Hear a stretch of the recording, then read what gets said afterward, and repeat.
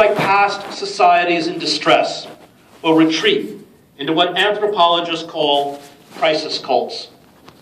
The powerlessness we will feel in the face of ecological and economic chaos will unleash further collective delusions, such as fundamentalist belief in a god or gods who will come back to earth and save us. The Christian right provides a haven for this escapism. These cults perform absurd rituals to make it all go away, giving rise to a religiosity that peddles collective self-delusion and magical thinking. Crisis cults spread rapidly among Native American societies in the latter part of the 19th century as the buffalo herds and last remaining tribes were slaughtered. The ghost dance held out the hope that all the horrors of white civilization, the railroads, the murderous cavalry units, the timber merchants, the mine speculators, the hated tribal agencies, the barbed wire, the machine guns, even the white man himself would disappear. And our psychological hardwiring is no different. In our decline, hatred becomes our primary lust, our highest form of patriotism. We deploy vast resources to hunt down jihadists and terrorists, real and phantom. We destroy our civil society in the name of a war on terror. We persecute those from Julian Assange to Chelsea Manning to Edward Snowden who exposed the dark machinations of power. We believe because we have externalized evil that we can purify the earth, and we are blind to the evil within us. Melville's description of Ahab is a description of the bankers, corporate boards, politicians, television personalities, and generals who, through the power of propaganda, fill our heads with seductive images of glory and lust for wealth and power. We are consumed with self-induced obsessions that spur us towards self-annihilation. All my means are sane, Ahab says. My motive and my object mad. Ahab, as the historian Richard Slotkin points out in his book Regeneration Through Violence, is the true American hero, worthy to be captain of a ship whose wood could only be American. Melville offers us a vision, one that D.H. Lawrence later understood, of the inevitable fatality of white civilization, brought about by our ceaseless lust for material progress, imperial expansion, white supremacy, and the exploitation of nature. Melville, who had been a sailor on clipper ships and whalers, was keenly aware that the wealth of industrialized societies was stolen by force from the wretched of the earth. All the authority figures on the ship are white men: Ahab, Starbuck, Flask, and Stubb. The hard, dirty work, from harpooning to gutting the carcasses of the whales, is the task of the poor, mostly men of color. Melville saw how European plundering of indigenous cultures from the 16th to the 19th centuries, coupled with the use of African American slaves as a workforce to replace the natives, was the engine that enriched Europe and the United States. The Spaniards' easy seizure of the Aztec and Inca gold, following the massive die-off from smallpox and other diseases among native populations, set in motion 5 centuries of unchecked economic and environmental plunder. Karl Marx and Adam Smith pointed to the huge influx of wealth from the Americas as having made possible the Industrial Revolution and modern capitalism. The Industrial Revolution also equipped the industrial state with technologically advanced weapon systems, turning us into the most efficient killers on the planet. Ahab, when he first appears on the quarterdeck, after being in his cabin for the first few days of the voyage, holds up a doubloon, an extravagant gold coin, and promises it to the crew member who first spots the white whale. He knows that the permanent constitutional condition of the manufactured man is sordidness. and he plays to this sordidness. The whale becomes like everything in the capitalist world, a commodity, a source of personal profit, a murderous greed, one that Starbuck, Ahab's first mate, denounces as blasphemous, grips the crew. Ahab's obsession infects the ship. I see in Moby Dick outrageous strength with an inscrutable malice sinewing it, Ahab tells Starbuck. That inscrutable thing is chiefly what I hate. And be the white whale agent or the white whale principal, I will wreak that hate upon him. Talk not to me of blasphemy, man. I'd strike the sun if it insulted me. Ahab conducts a dark mass, a Eucharist of violence and blood on the deck with the crew. He orders the men to circle around him. He makes them drink from a flagon that has passed from man to man, filled with draughts, hot as Satan's hoof. Ahab tells the harpooners to cross their lances before him. The captain grasps the harpoons and anoints the ship's harpooners, Queequeg, Tashtego, and Dago, his three pagan kinsmen. He orders them to detach the iron sections of their harpoons and fills the sockets with the fiery waters from the pewter. Drink, ye harpooners, drink and swear, ye men that man the deathful whaleboat's bow. Death to Moby Dick. God hunt us all if we do not hunt Moby Dick to his death. And with a crew bonded to him in his infernal quest, he knows that Starbuck is helpless amid the general hurricane. Starbuck now is mine, Ahab says, cannot oppose me now without rebellion. The honest eye of Starbuck, Melville writes, fell downward. The ship, described as a hearse, was painted black, was adorned with gruesome trophies of the hunt, festooned with the huge teeth and bones of sperm whales. It was, Melville writes, a cannibal of a craft, tricking herself forth in the chaste bones of her enemies. The fires used to melt the whale blubber at night turned the Pequod into a red hell. And our own raging fires, leaping up from our oil refineries and the explosions of our ordnance across the Middle East bespeak our Stygian heart. And in our mad pursuit, we ignore the suffering of others, just as Ahab does when he refuses to help the captain of a passing ship who is frantically searching for his son who has fallen overboard.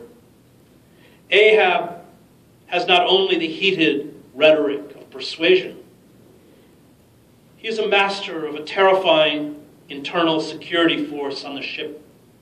The 5 dusky phantoms that seemed fresh formed out of air. Ahab's secret, private whaleboat crew, who emerged from the bowels of the ship well into the voyage, keeps the rest of the ship in abject submission. The art of propaganda and the use of brutal coercion, the mark of tyranny, define our lives, just as they mark those on Melville's ship. The novel is the chronicle of the last days of any civilization. And yet Ahab is no simple tyrant. Melville, toward the end of the novel, gives us 2 glimpses into the internal battle between Ahab's maniacal hubris and his humanity. Ahab, too, has a yearning for love. He harbors regrets over his deformed life. The black cabin boy, Pip, is the only crew member who invokes any tenderness in the captain. Ahab is aware of this tenderness, and he fears its power. Pip functions as the fool did in Shakespeare's King Lear. Ahab warns Pip of Ahab. Lad, lad, says Ahab, I tell thee, thou must not follow Ahab now. The hour is coming when Ahab would not scare thee from him, yet would not have thee by him. There is that in thee, poor lad, which I feel too curing to my malady. Like cures like, and for this hunt, my malady becomes my most desired health.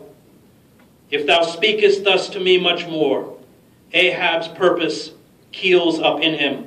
I tell thee no, it cannot be. A few pages later, untottering Ahab stood forth in the clearness of the morn, lifting his splintered helmet of a brow to the fair girl's forehead of heaven. From beneath his slouched hat, Ahab dropped a tear into the sea, nor did all the Pacific contain such wealth as that one wee drop. Starbuck approaches him. Ahab, for the only time in the book, is vulnerable. He speaks to Starbuck of his 40 years on the pitiless sea, the desolation of solitude it has been. Why this strife of the chase? Why weary and palsy the arm at the oar and the iron and the lance? How the richer or better is Ahab now? He thinks of his young wife. I widowed that poor girl when I married her, Starbuck, and of his little boy. About this time, yes, it is his noon nap now. The boy vivaciously wakes, sits up in bed, and his mother tells him of me, of old cannibal me, how I am abroad upon the deep, but will yet come back to dance with him again. Ahab's thirst for dominance, vengeance, and destruction, however, overpowers these faint regrets of lost love and thwarted compassion. Hatred wins. What is it? Ahab finally asks. What nameless, inscrutable, unearthly thing is it? What cozening, hidden lord and master and cruel, remorseless emperor commands me, that against all natural longings and lovings I so keep pushing and crowding and jamming myself on all the time? Melville knew that physical courage and moral courage are distinct. One can be brave on a whaling ship or a battlefield, yet a coward when called on to stand up to human evil.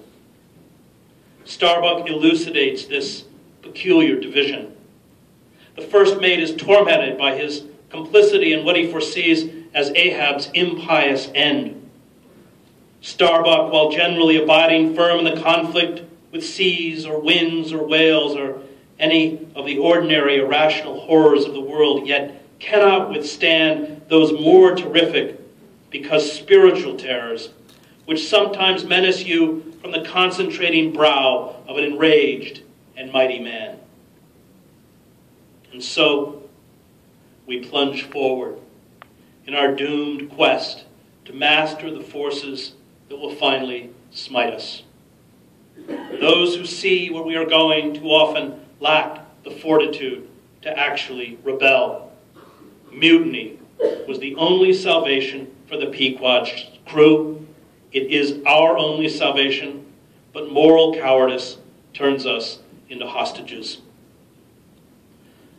I am reading and rereading the debates among some of the great radical thinkers of the 19th and 20th century about the mechanisms of social change. These debates were not academic. They were frantic searches for the triggers of revolt. Lenin placed his faith in a violent uprising, a professional, disciplined, revolutionary vanguard freed from moral constraints that, like Marx, believed in the inevitable emergence of the worker state. Proudhon insisted that gradual change would be accomplished as enlightened workers took over production and educated and converted the rest of the proletariat. Bakunin predicted the catastrophic breakdown of the capitalist order, something we are likely to witness in our lifetimes, and new autonomous worker federations rising up out of chaos. Kropotkin, like Proudhon, believed in an evolutionary process that would hammer out the new society. Emma Goldman, along with Kropotkin, came to be very wary of both the efficacy of violence and the revolutionary potential of the masses. The mass, Goldman wrote bitterly toward the end of her life, echoing Marx, clings to its masters, loves the whip, and is the first to cry, "Crucify." The revolutionists of history counted on a mobilized base of enlightened industrial workers. The building blocks of revolt, they believed, relied on the tool of the general strike, the ability of workers to cripple the mechanisms of production. Strikes could be sustained with the support of political parties, strike funds, and union halls. Workers, without these support mechanisms, had to replicate the infrastructure of parties and unions if they wanted to put prolonged pressure on the bosses in the state. But now, with the decimation of the U.S. manufacturing base, along with the dismantling of our unions and opposition parties, we will have to search for different instruments of rebellion. We must develop a revolutionary theory that is not reliant on the industrial or agrarian muscle of workers. Most manufacturing jobs have disappeared, and of those that remain, few are unionized. Our family farms have been destroyed by agribusinesses. Monsanto and its Faustian counterpart on Wall Street rule, and they are steadily poisoning our lives and rendering us powerless. The corporate leviathan, which is global, is freed from the constraints of a single nation, state, or government. Corporations are beyond regulation or control, and politicians are too anemic, or more often too corrupt, to stand in the way of the accelerating corporate destruction. This makes our struggle different from revolutionary struggles in industrial societies in the past.